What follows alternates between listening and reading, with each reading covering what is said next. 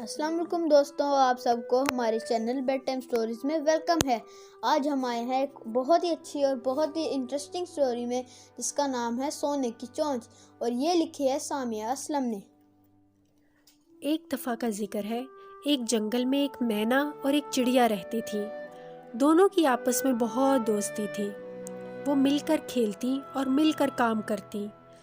ایک دفعہ چڑیا اڑتے اڑتے دور جا نکلی۔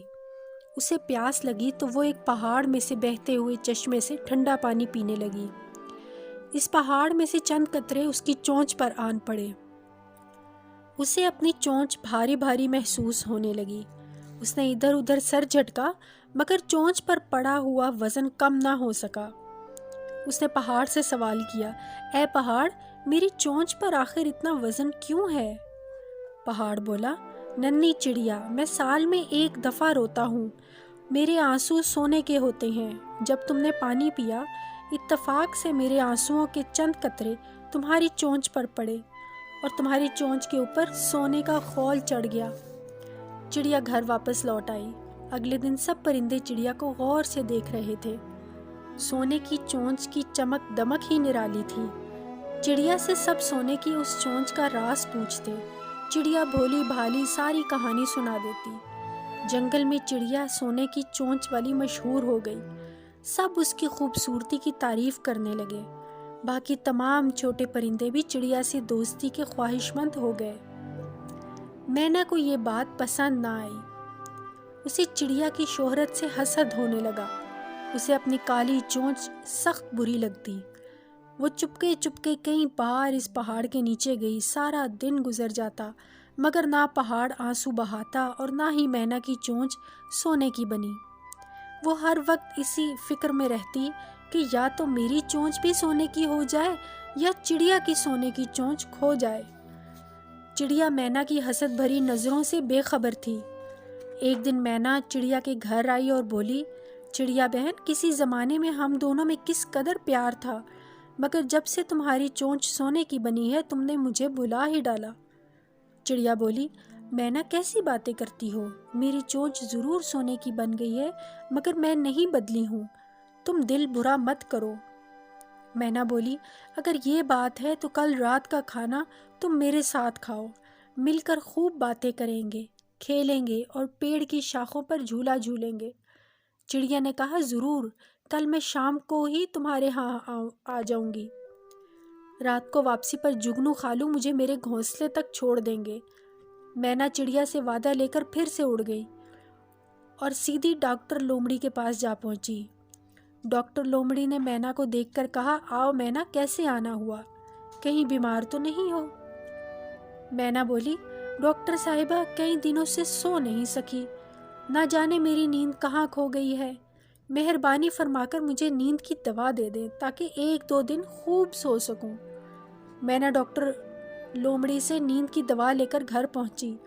دوائی کو گھونسلے کے ایک کونے میں رکھا اور خود گہری نیند سو گئی۔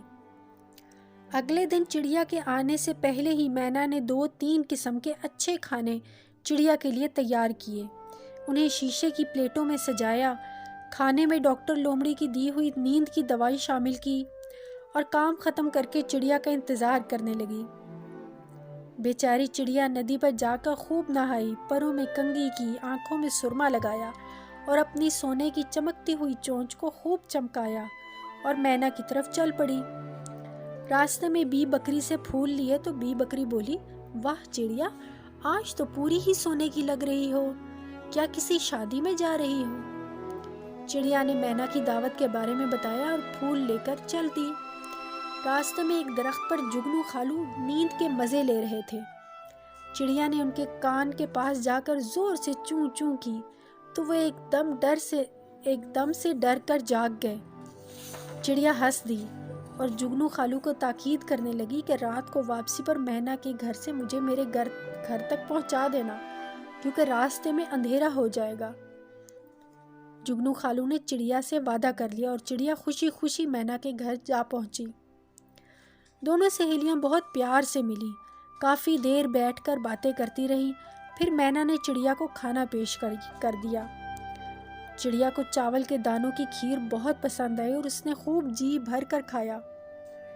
مینا پاس بیٹھی چڑیا کو اصرار کر کر کے اور کھلاتی رہی۔ تھوڑی دیر بعد چڑیا کو اپنا سر بھاری محسوس ہونے لگا، آنکھیں نیند سے بھرنے لگی۔ چڑیا نے پر ہلا کر اڑنا چاہا مگر نیند کی دوائی اثر کر چکی تھی اور چڑیا بے ہوش ہو گئی۔ چڑیا کے بے ہوش ہوتے ہی مینا نے جلدی سے چڑیا کی سونے کی چونچ والا خول اتارا، اپنی کالی چونچ کاٹی اور اپنے منہ پر سونے کی چونچ سجا لی اور جلدی سے جنگل کی سمت اڑ گئی۔ خالو جگنو مینا کے گھونسلے کے باہر کافی دیر تک چڑیا کا انتظار کرتے رہے مگر چڑیا گھونسلے سے باہر نہ آئی۔ چونکہ جگنو چڑیا سے گھر چھوڑنے کا وعدہ کر چکا تھا، اب وہ کسی صورت اپنا وعدہ نہیں توڑنا چاہتا تھا، کیونکہ کسی سے بھی وعدہ کرو تو ہمیشہ پورا کرو۔ اسی لیے وہ مینا کے گھونسلے کا دروازہ کھٹکھٹانے لگا، لیکن اندر سے کوئی جواب نہ آیا۔ گھونسلے کے اندر کی خاموشی سے جگنو کو کسی خطرے کی بو محسوس ہونے لگی۔ جگنو خالو گھونسلے کے اندر داخل ہوئے تو انہوں نے دیکھا کہ چڑیا بے ہوش پڑی ہے۔ انہوں نے جلدی سے چڑیا کے منہ پر پانی کے چھینٹے مارے۔ چڑیا نے تھوڑی سی حرکت کی اور آنکھیں کھول دیں۔ جگنو خالو نے پوچھا، چڑیا تم کون ہو؟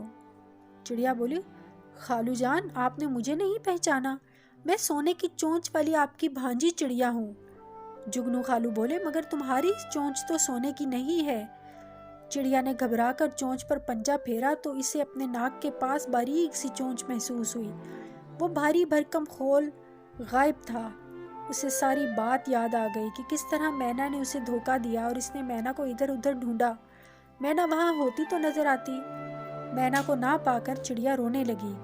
رات کی تاریکی میں چڑیا کے شور نے جنگل میں سوئے ہوئے پرندوں کو جگانا شروع کر دیا۔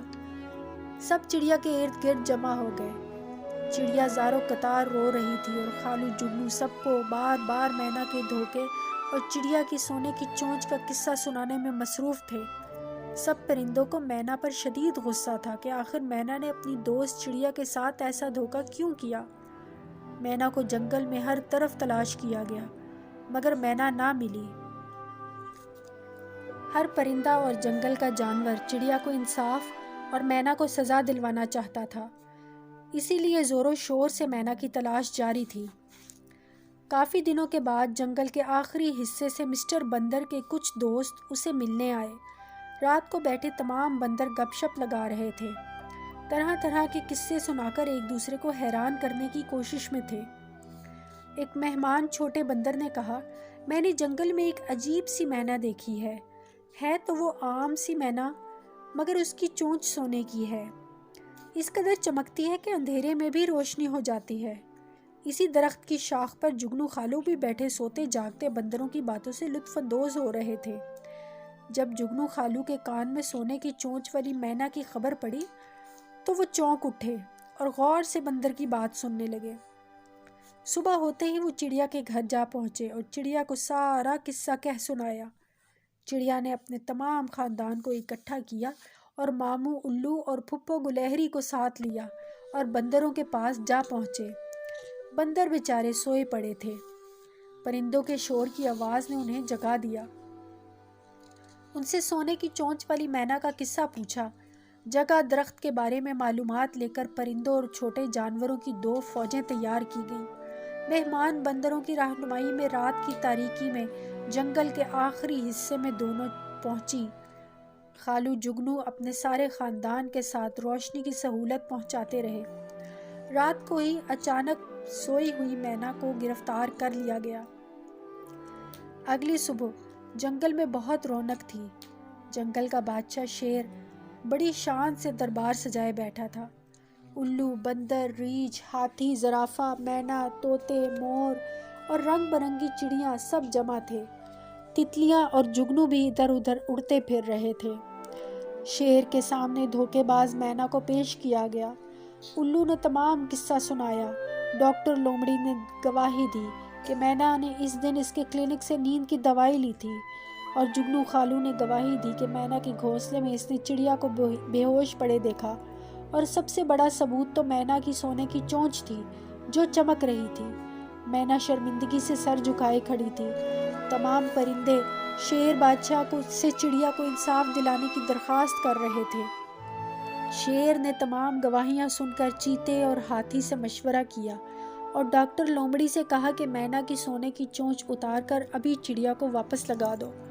ڈاکٹر لومڑی نے حکم کی تعمیل کی اور مینا کی چونچ اتار کر چڑیا کو واپس لگا دی اور مینا کو چھوڑ دیا گیا، کیونکہ اس نے اپنی سزا کا بندوبست خود کر لیا تھا جب اس نے اپنی کالی چونچ کاٹ کر سونے کی یہ چونچ لگائی تھی۔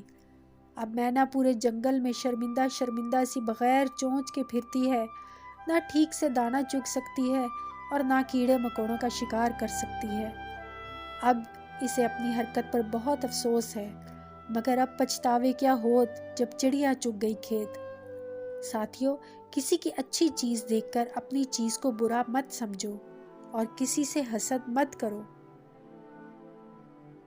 تو امید ہے مجھے دوستوں کہ آپ کو ہماری سٹوری پسند آئی ہوگی، اور انٹرسٹنگ سٹوریز کے لیے سنتے رہیے بیڈ ٹائم سٹوریز۔ اللہ حافظ۔